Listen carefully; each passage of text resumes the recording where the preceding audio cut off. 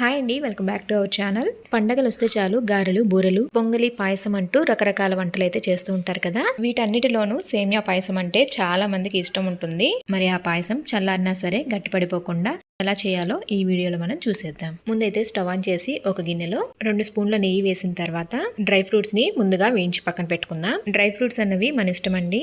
ఎక్కువ కావాలంటే ఎక్కువగా తీసుకోవచ్చు, లేదా తక్కువన్నా తీసుకోవచ్చు. నేనైతే ఇక్కడ ఒక గుప్పెడు జీడిపప్పును తీసుకున్నాను. అలాగే ఒక గుప్పెడు ఎండు ద్రాక్షను కూడా వేసి మంచి కలర్ వచ్చే వరకు ఫ్రై చేసుకోవాలి. చూస్తున్నారు కదా, ఇవైతే బాగా ఫ్రై అయిపోయాయి. వీటిని ఒక ప్లేట్లోకి తీసుకొని నెక్స్ట్ ప్రాసెస్ ఏంటో చూద్దాం. ఇప్పుడు డ్రై ఫ్రూట్స్ వేయించిన అదే గిన్నెలో 1 కప్పు అంటే 100 గ్రాముల సేమియా తీసుకున్నాను. ఈ సేమియాని దగ్గరుండి నేతిలో బాగా ఫ్రై చేసుకోవాలి. ఈ పాయసంలో పచ్చి కొబ్బరిని చిన్న చిన్న ముక్కలుగా కట్ చేసి వాటిని కూడా నేతిలో వేయించి ఇందులో యాడ్ చేసుకోవచ్చు. చాలా బాగుంటాయి. చూసారు కదా, చూపిస్తున్న విధంగా ఇలా గరిటతో కలుపుకుంటూ ఫ్రై చేసుకున్న తర్వాత సేమియా కొంచెం కలర్ చేంజ్ అవుతున్నట్లు అనిపిస్తుంది. ఈ స్టేజ్ లోనే పాలను మనం యాడ్ చేసుకోవాలి. ఈ పాలు మనం కాచి చల్లార్చిన పాలు యాడ్ చేస్తే చాలా బెటర్. ఇన్ కేస్ ఒకవేళ కుదరినట్లయితే డైరెక్ట్ గా కూడా యాడ్ చేసుకోవచ్చు.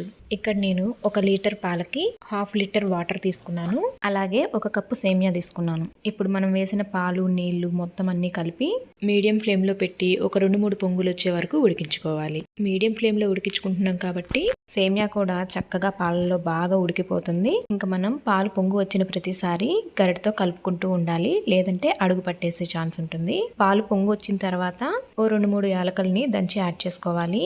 అలాగే ఇప్పుడే 1.5 కప్పు వరకు షుగర్ యాడ్ చేసుకోవాలి.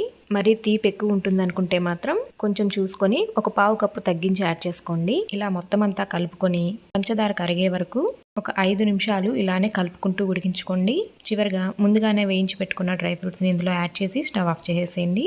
అంతే, ఎంతో కమ్మగా ఉండే సేమియా పాయసం రెడీ అయిపోయింది. వీడియో నచ్చిందా? అయితే లైక్ చేసి, షేర్ చేసి, సబ్స్క్రైబ్ చేసి పక్కనే ఉన్న బెల్ ఐకాన్ని క్లిక్ చేయండి. మరో మంచి వీడియోతో మళ్ళీ కలుద్దాం.